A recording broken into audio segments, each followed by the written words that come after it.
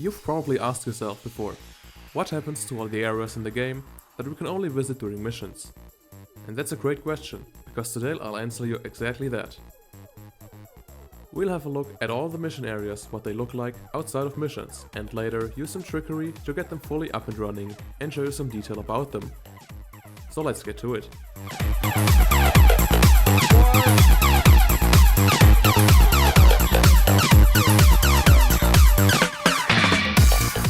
Let's start off with the obvious questions. Are the bases just completely gone outside of missions? Does only minimal detail load in, or are they fully there? Well, it depends. The terrain they are encased in is always there, but everything else is mostly gone or missing. There are some exceptions, but we'll get to those. So let's start off with the FOW bases. All three of them are similar. They're just completely empty. Well, here we are at the first FOW base on Insula Ponte. You can't actually see a lot apart from these two bumps here. There's also this black square over there. If you've ever been under that map before, you've definitely seen those. But you can just pass through it and you can't see it from the other side. Coming up to the top part, it's actually pretty huge, but apart from the exit, there's nothing else. So let's just take the exit and head to the next base.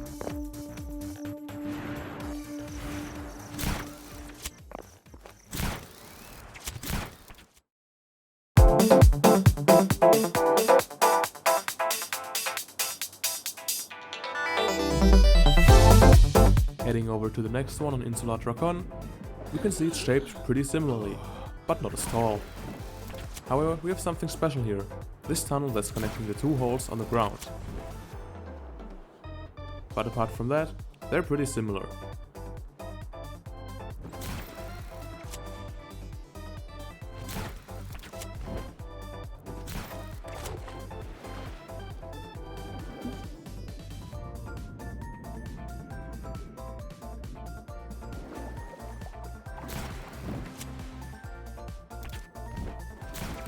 And once again, let's take the exit and head to the next base.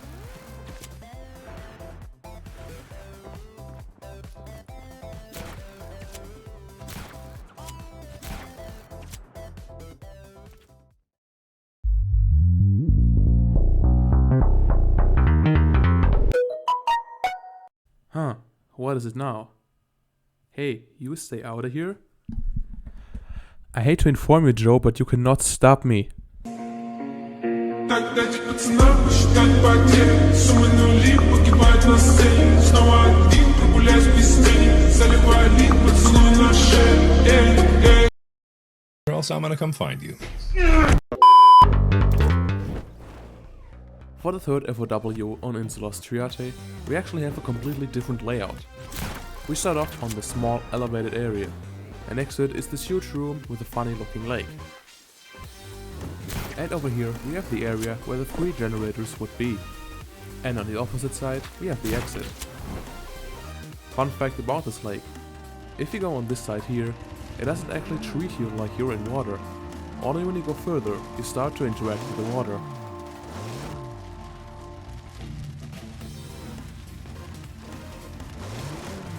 Now, onwards to the prison area.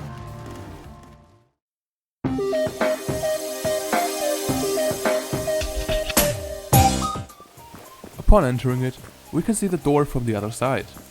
It actually has some funny collision. We can also see parts of the doorway up here.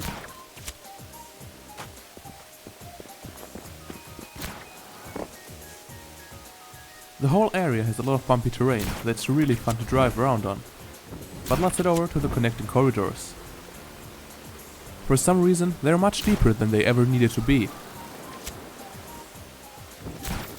The second room doesn't have much going for it, apart from some holes in the ground and more bumpy terrain.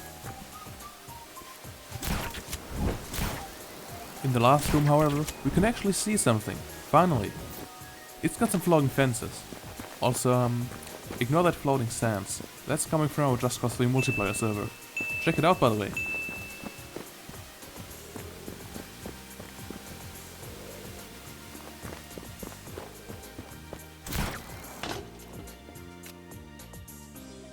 But apart from the fences, there's not much either.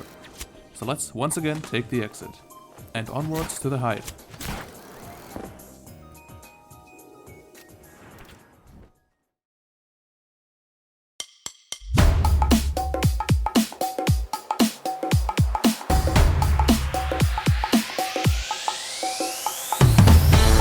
Well, here we are in the Hive lobby, and this part is actually always loaded in. Even the inside of the big tower is loaded in. But let's sit down.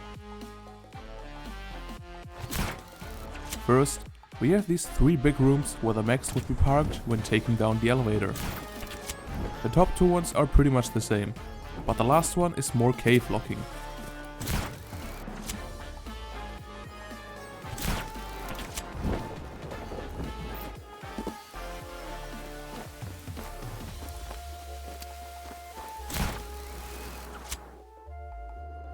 Arriving at the main part, there's a surprising amount of stuff that's always here for some reason. We got some flying vines that'd otherwise be on wall, the big drone dispenser and a bunch of other stuff.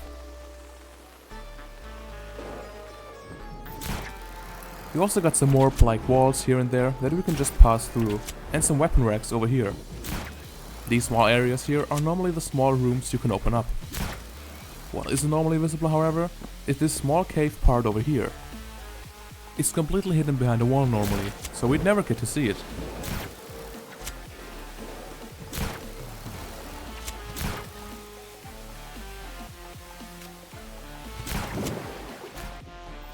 Apart from that, we have some missed stuff laying around, like some fully working chaos objects.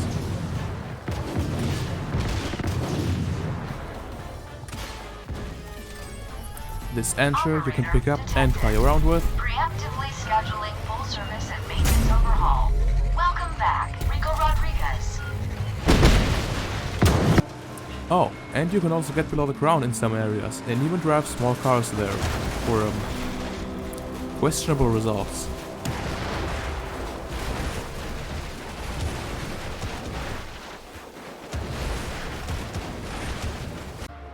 But that's about it for the Hive. Now let's check out some oddities about other mission areas. To the exit we go.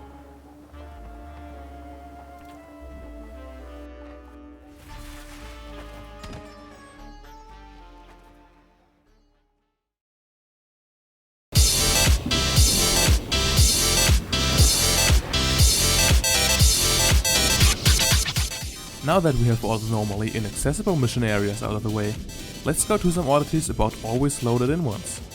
And the Stingray already has one right in the first room. Heading to the right, there are some doors you can't normally open. And you'll probably guess there's nothing there. But well, there is a hidden corridor.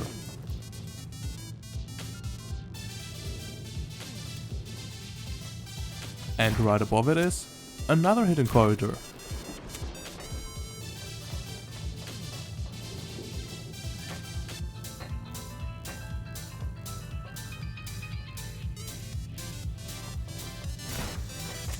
There's also this button here, but there's an invisible wall in front of it, and I couldn't be bothered to move it and find out what it does. So guess you gotta subscribe to see what it does in a future video. In the third room, if you were to go straight instead of to the right, there is some more unused areas.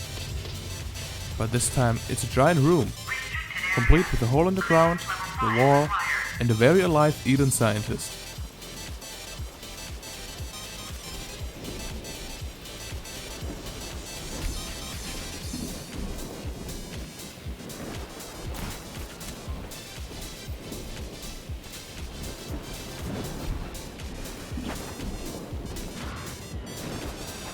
Removing some doors on the outside also lets us get out of bounds inside the Stingray.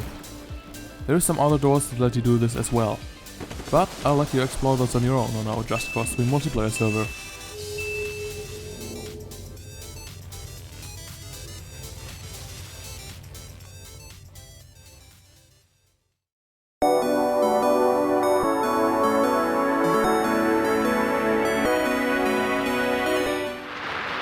Another mission area that's always loaded in is the Crima airport base. A shocking observation to many, I'm sure, and something you might have missed while playing the mission, is that this cargo plane isn't a real plane. It's just a static object.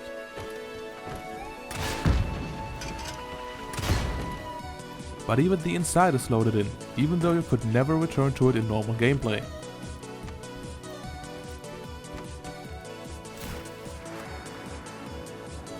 Another funny thing is that over here, there's a hidden garage under the map that you'd never be able to see normally.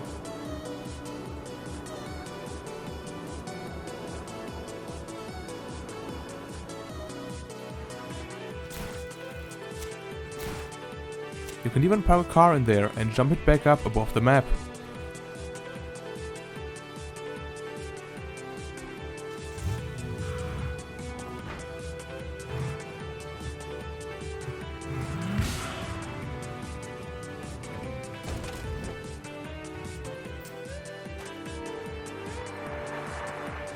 And then there's also just a random elevator door a bit further down. I have nothing else to add.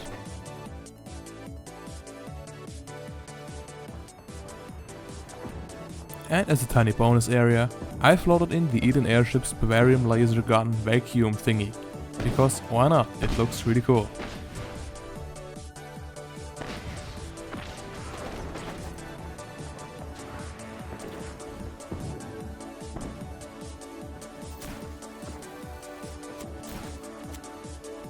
The only real thing I got to show you here is in the Eden room, where you wouldn't normally be able to go in that mission.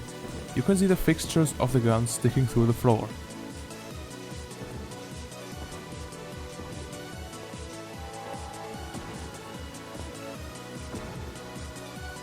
And before we come to an end, let's return to the Hive base, but actually loaded in this time.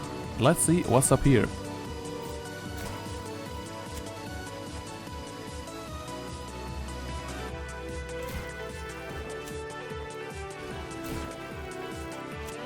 Amazing. Well, that's gonna do it for this video. If you wanna try these bases in freeroam as well, hop onto our Discord server and join us on Just Cause 3 multiplayer. Thanks for watching and see you in the next one.